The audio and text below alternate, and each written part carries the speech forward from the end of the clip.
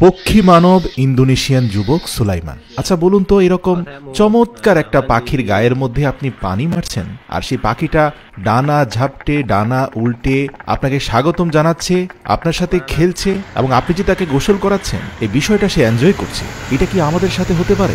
উত্তর হচ্ছে কখনোই না। কিন্তু পক্ষী মানব সুলাইমানের সাথে হতে পারে। সে পাখিদের ভাষা জানে, কাকাতুয়া, ময়না, টিয়া, এমনকি কাক, মাছরাঙ্গা থেকে শুরু করে বিভিন্ন প্রজাতির পাখির জন্য সে ভিন্ন ভিন্ন মৌখিক শব্দ উচ্চারণ করে, আর পাখিগুলো দৌড়ে এসে তার হাতে বসে যায়। এ এক বিরল যোগ্যতা আল্লাহ তাআলা তাকে দান করেছেন। যুবক সুলাইমানের এই দক্ষতা যোগ্যতা দেখে নবী হযরত সুলাইমান আলাইহিস সালামের কথাও মনে পড়ে যায়। যদিও তিনি আল্লাহ প্রদত্ত বিশেষ জ্ঞানে জ্ঞানী ছিলেন, পৃথিবীর সকল জীব জন্তু এমনকি জিনজাতিরাও পর্যন্ত তার অনুগত ছিল, কিন্তু বর্তমান জামানায় এসে এভাবে পক্ষীকুলকে নিজের বিশেষ ভাষা বা শব্দ ব্যবহার করে আয়ত্তে রাখা, বশ মানানো, এটা এক নজিরবিহীন ঘটনা।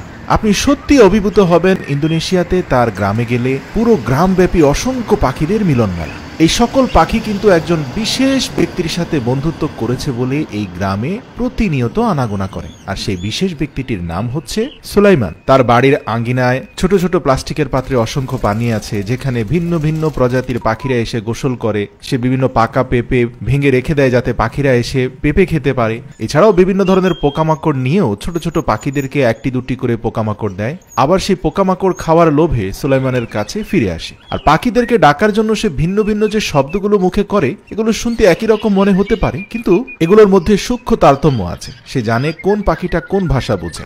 দেখবেন যে সে ইন্দোনেশিয়ান ভাষায় কিভাবে পাখিদেরকে আকৃষ্ট করতে হয়, কি ধরনের শব্দ কোন পাখি পছন্দ করে, এই বিষয়ে মানুষকে পরামর্শ দিচ্ছে। সে প্রায় তার ভিডিওতে বলে থাকে যে সে এই পর্যন্ত বেশ কিছু মানুষকে পাখিদের ভাষা শিখিয়েছে, যারা এখন কম বেশি পাখিদেরকে আকৃষ্ট করতে পারছে। সবচেয়ে ইন্টারেস্টিং লাগে যে সে হাত উঠানো মাত্রই তার বিশেষ কিছু পোষা পাখি আছে, ময়না, টিয়া, এরা দৌড়ে এসে তার হাতের উপরে বসে যায়, এবং সেখানে থাকা মাংসের টুকরো বা বিভিন্ন ধরনের খাবার তারা খেয়ে আবার চলে যায়। এমনকি তার কিছু পাখি আছে যারা অন্তত 1 থেকে 2 কিলোমিটার দূরেও তার সিগন্যাল বুঝতে পারে, সেখান থেকে উড়ে এসে তাকে সাহায্য করে। কিছু ছোট পাখি আছে, এরা তার পোষা নয়, এরা অতিথি, কিন্তু তার পোষা পাখিরা সেই অতিথি পাখিদেরকে সুলাইমানের ব্যাপারে অভয় দান করে বলেই এই নতুন পাখিগুলো দূর দূরান্ত থেকে এসে সুলাইমানের সেবা গ্রহণ করে, কারণ পাখিরা একজন আরেকজনের ভাষা বুঝে। দেখবেন কিছু কিছু পাখি এসে বিচিত্র ধরনের খেলায় মেতে ওঠে সুলাইমানের সাথে। এই যে চড়ুইটাকে দেখতে পাচ্ছেন, সে চিত হয়ে শুয়ে গেছে, সে কিন্তু অসুস্থ কোনো পাখি নয়, সে মূলত সুলাইমানের সাথে খেলছে।